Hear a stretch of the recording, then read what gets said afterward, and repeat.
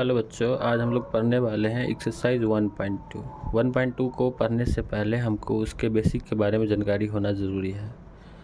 तो आइए उसके बेसिक के बारे में जानते हैं। फर्स्ट है रेशनल नंबर।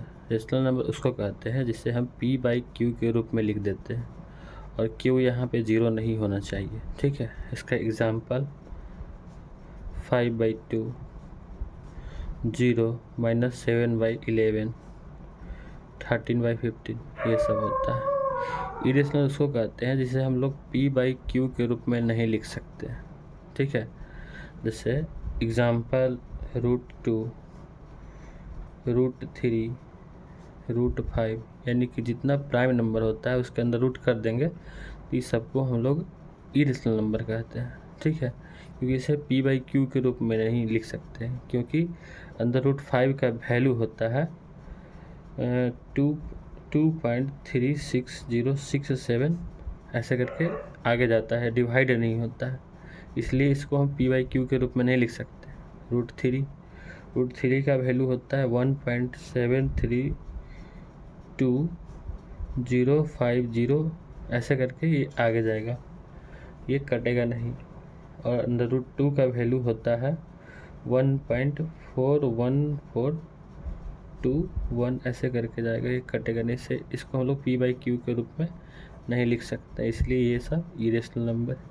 रियल नंबर क्या होता है? रियल नंबर समझने के लिए एक बॉक्स बनाते हैं। ठीक है, इस बॉक्स के अंदर ये रेशनल नंबर है और इसको इरेशनल नंबर को दोनों को डाल देंगे तो ये दोनों को मिला के हमारा क्या बनता है? रियल नंबर बनता है। ठीक है, तो आइए अब क्वेश्चन देखते हैं।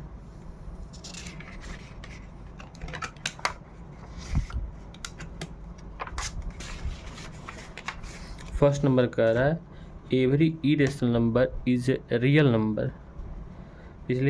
पिछला हम लोग जो पेज था उस पर हम लोग पढ़े कि इरेशनल नंबर क्या होता है, जिसे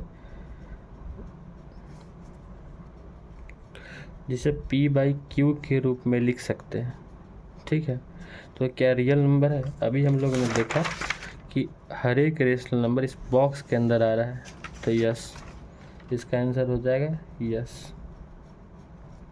फिर सेकेंड क्वेश्चन क्या कर रहा है? Every point on the number line is of the form of m under root m where m is the natural number. क्या सभी जो लाइन है वो अंडर रूट के m के फॉर्म में है? तो नो, ये बच्चों आपको आगे क्लास में पढ़ना होगा।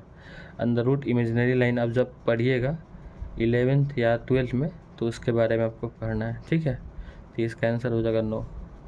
Every real number is an irrational number. Every real number, सब ये कह रहा है कि सारा जो रियल नंबर है क्या इरेशनल नंबर है? तो जो रियल नंबर होता है एक्सक्लूडिंग रेशनल नंबर भी है, तो सारा रेशनल नंबर इरेशनल नंबर कैसे होगा? ये भी क्या हो गया? नो, यानी कि फॉल्स। इसके बाद हम लोग को पढ़ना है so how under root 5 can be the represent on the number line. Under root 5 को हमको नंबर लाइन पे डिनोट करना है। ठीक है, तो इसको डिनोट करने के पहले हमको पाइथागोरस थ्योरम के बारे में जानना ज़रूरी है। तो पाइथागोरस थ्योरम क्या होता है?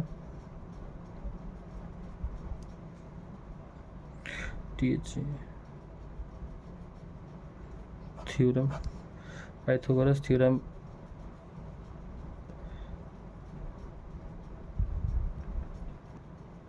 राइट एंगल ट्रायंगल ले लेंगे। ठीक है, इसको हम लोग किसी को परपेंडिकुलर और किसी को बेस मान सकते हैं। ठीक है, और ये क्या होता है? हाइपोटेनस होता है, और हाइपोटेनस के स्क्वायर करेंगे, ये सम ऑफ द परपेंडिकुलर और सम ऑफ द बेस के स्क्वायर के बराबर आना चाहिए। ठीक, यानी कि h इक्वल टू क्या हो जाएगा इधर? p² + b²। अब नंबर लाइन बना लेंगे हम लोग।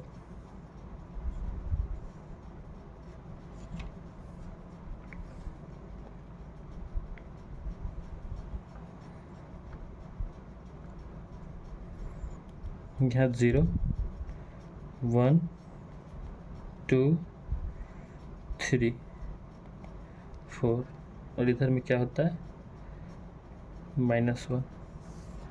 हमको क्या डिनोट करना है, √5 को डिनोट करना है, ठीक है। तो √5 को हम लोग कैसे लिख सकते हैं, तो √2 के स्क्वायर और 1 के स्क्वायर दोनों को करेंगे तो आ जाएगा, ये कितना हो जाएगा 4 के स्क्वायर और 1 के स्क्वायर, इसका वैल्यू होगा 5 और 1 h²। तो h इक्वल टू 4 + 1 यहाँ पे √5 हो जाएगा, तो h इक्वल टू ऐसे आएगा।